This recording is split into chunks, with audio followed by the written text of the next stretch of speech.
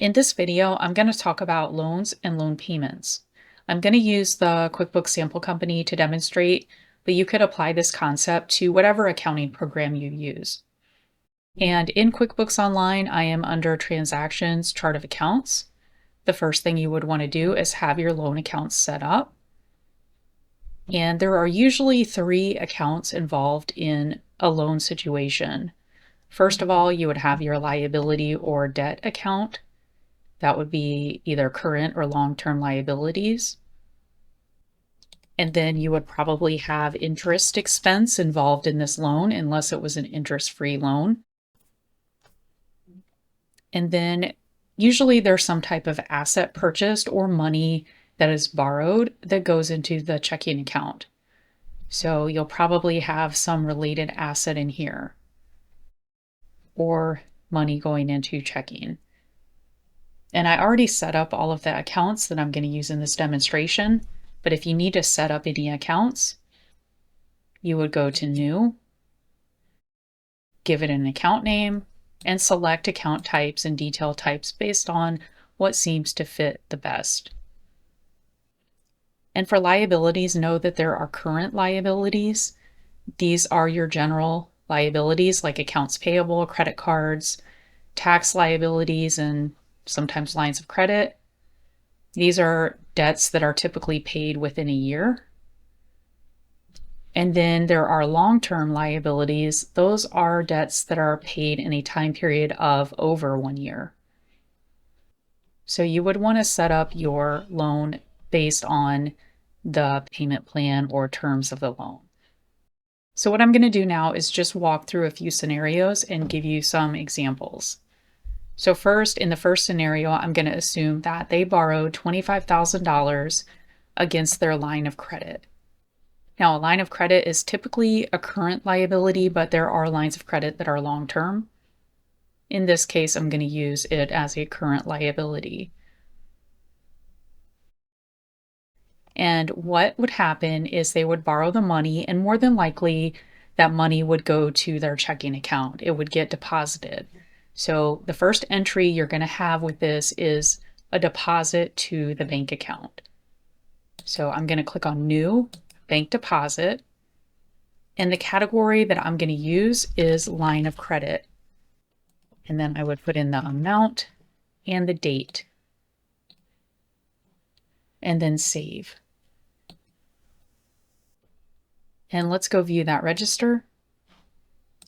And you can see that the debt or the line of credit increased by $25,000 when I made that entry. And of course, the checking account increased with the deposit as well. So that would be your first entry. And if you wanted to do this as a journal entry instead of a deposit, you would have a debit to checking and a credit to the line of credit account. But I'm not going to save this since I just did the deposit. Okay, now that I have this set up, I'm going to need to make sure I do the proper accounting for any payments that are made. For a line of credit, sometimes there are interest-only payments. If that's the case, you would want to make sure any of those payments that were interest-only are marked as interest expense. So I'm going to just create an expense. And my category would be interest expense. And let's just say it was $500.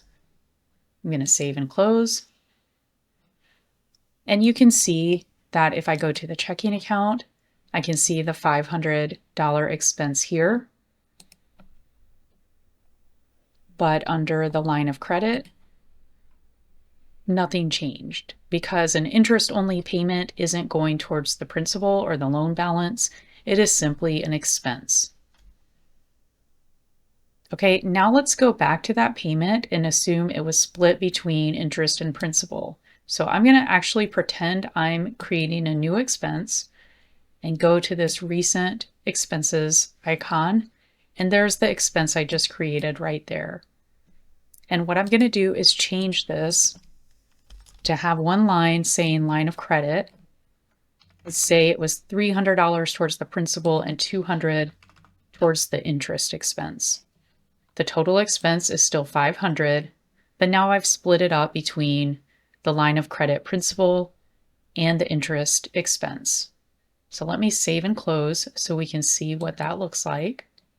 If I go to checking, it still shows the $500. Nothing changed there. It was still $500 out of checking. But under the line of credit, now it decreased. The loan balance decreased by $300. And then, of course, I could go to my interest expense account and see it there as well if I wanted to.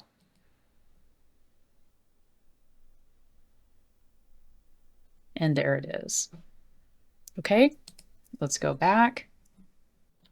And then if you were to make a principal only payment towards the line of credit, let's say, for example, they decided to pay $5,000 towards that line of credit, then when you create that expense, it would only show a line for the line of credit. So let me create that. I'm going to create an expense, and this time I'm going to choose line of credit as the category, and the entire amount is going to go in that account. And let's change the date just to change it up a little bit. So I'm going to save and close and go to the line of credit. And you can see that $5,000 decrease. Under checking, I would see it there as well to show it was a $500 deduction from checking. And then, of course, I could look at the interest account and nothing has changed there because that was a principal only payment. And then before I move on, I just want to mention that sometimes a line of credit will have a yearly renewal fee or some sort of bank fee on a yearly basis. If that happens, then you want to make sure you mark that bank fee as whatever you use for your bank fees, like bank service charges, bank fees, whatever fee account you use normally for other bank fees, you would want to mark that payment accordingly. So let me go back to that register. Let me create a new expense. Let's say on the next monthly payment, we'll just skip ahead to next month. Let's say their line of credit and interest payment was $300 and $200 again. But let's say this is the yearly renewal fee added onto this. So the actual payment itself was $600 this time, but $100 of that was a bank charge. So if that were to happen, this is what that payment would look like. I'm going to go ahead and save this. And then you want to make sure this balance here reflects the actual balance. And there's a couple different ways to get the balance amount. You can get it from the bank by looking at the statements, or sometimes you have a bank login that tells you the split of the payment between interest and principal. But either way, you want this balance to reflect what the actual balance of the loan is, if at all possible. Now, some people will wait till the end of the year and then they'll record all of the interest for the year at year end instead of doing it monthly like this. I prefer doing it monthly so the monthly reporting is more accurate. However, I do see some companies that wait until the end of the year and then they just make an entry for the interest for the entire year. So I do see it both ways, and I did want to mention that. The next example I want to do is the company purchasing equipment with a loan. So I set up the equipment account already, and I have an equipment loan payable account. Let's say they purchased the equipment for $20,000 and they put a $2,000 down payment on the equipment, and then they have a loan for the other $18,000. If they do a down payment, you might have two separate transactions for the loan and the down payment, or you could combine that into one entry. So I'm going to show you both ways. So let me go to new. Let's say they wrote a check. So let's first show the down payment of $2,000 that they used to purchase the equipment. Let me save and close this and go to the equipment account. So at this point, I've posted $2,000 to the equipment account, but nothing has been posted to the equipment loan payable account. So I would either want to do a second entry for the loan of $18,000, or I could add that entry onto the check. So let me show you how to add it onto the check. This would work the same way if it was an expense versus a check. Either way, you would have two line items here. What I could do here is have $20,000 as the equipment amount, and then the equipment loan payable, I could do a negative $18,000. A negative on an expense or a check acts as a credit. I'm doing an $18,000 credit to add to the loan payable account. So you could do this way. I'm going to go ahead and save and close so I can show you how this looks. Let me refresh this. So now I would have a more accurate $20,000 balance in the equipment account.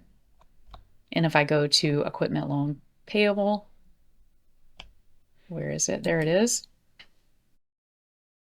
You can see that I now have an $18,000 balance here to reflect the balance owed to pay this equipment loan.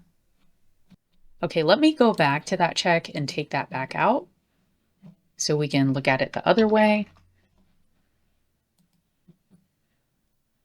Okay, I'm going to go back to just having a down payment of $2,000 for equipment. And then I would have to make another entry to record the loan. So let me do this as a journal entry. I would debit equipment for $18,000 and credit loan payable for $18,000 and save and close. So you could either have one entry and put it all on one transaction, or you could have two entries like I just showed you, but the result should be the same. You would want to have $20,000 in the equipment account, $18,000 in the loan payable account, and then of course the $2,000 would be in the checking account right here. So that should be the entry or the entries to set this up. And then you would have loan payments, and they would work in the same way as the line of credit. Any payments would need to be split between interest and principal. So let's say they have a $750 payment to get started. I would have one line item for the loan payable and one line item for interest expense. So if it was a total of $750, let's say $600 was principal and $150 was interest. So I'm going to save and close. So now I should have a $750 deduction. Here's the $750 deduction from checking to pay that payment. If I go to the equipment account, nothing has changed here. The equipment should stay on the books at the original cost unless it's sold or disposed of. And then I go to equipment loan payable, and I show the decrease of the principal amount of that payment, which was $600. And then if I were to go to interest, I should show the $150 there.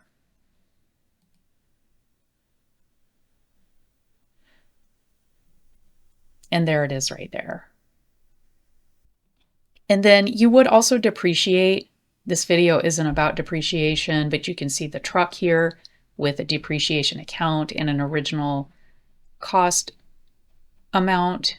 So you could set it up this way with the depreciation as a sub account and the original cost as a sub account. This is just the way QuickBooks Online set this truck up in this sample company, but there will be variations on how you actually set up your equipment account.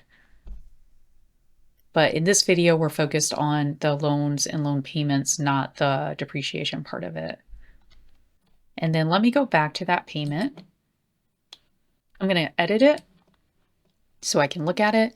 And of course, if you had an interest only payment, it would have been interest only.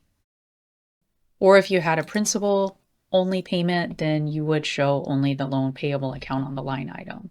So you're gonna enter the expense or the check the way the payment is separated or split out, with principal and interest according to the payment. Okay, let me change that back to the way it was. Okay, I'm going to go ahead and save and close this and come out of it.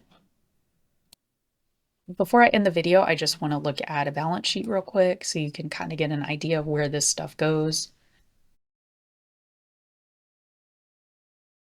You can see that the equipment is right here under fixed assets. Of course, checking is going to have all those transactions within it. If I click on that, I can see all the details. And there are some of those transactions like borrowing from the line of credit and so on. And then of course the loan accounts are going to be down here. You can see the line of credit right here and the equipment loan payable right here. I wanted to talk a little bit about cleaning up loan accounts before I end this video. First of all, you don't want to change anything in years in which tax returns have been filed without first speaking with a tax preparer. And usually how I would approach this is I would start in the current period and work my way back on fixing any entries in the time periods where tax returns have not been filed. I would want to make sure any interest and principal amounts were correct in each payment. That would be my ideal first line of correction. However, if it's extensive or it goes back several years, I may have to do summary entries of interest expense at the end of each year. And then, of course, I would want to make sure any original loan transactions in that time period were correct. Basically, I would have to ask either for the statements for that loan, or I would have to ask for a login to the loan account so that I could see all the transactions and fix them from there. And then if there were mistakes in prior years in which tax returns were filed, I would want to try to get as much information as possible about where the mistakes were made, if possible. It's not always possible if the errors are very extensive, but I try to get as much information as I can because that helps with the decisions on how to fix it. I would look for things like where the original loan transactions were recorded, what happened there, were the assets recorded correctly, if there were assets purchased with that loan, was the interest expense recorded correctly. I might not be able to look at every single individual transaction, but I can look at balances of the loan at the beginning of the year versus the end of the year and see if interest was recorded during that time period for that loan. So I would be looking at things like that as I would be trying to figure out where the mistakes were made. If making correcting entries and assuming they're not amending tax returns, I would want to make sure that any correcting entries were dated in the current year or in the first year that tax returns haven't been filed. And I usually default to January 1 of whatever year that is. And then, of course, the actual correcting entry will just depend on the situation. A lot of times I see equity being used as the offset for whatever is being adjusted. But of course, it's going to depend on the situation. And if you're making corrections to prior years, you're probably going to be working with the tax preparer anyway, and they can help you with those entries. So I put that in bold down here, that this is an area that will likely require assistance from the tax preparer, especially when you get into prior years where tax returns have been filed. So I hope this video was helpful. If you have any questions, feel free to comment below, and thank you for watching.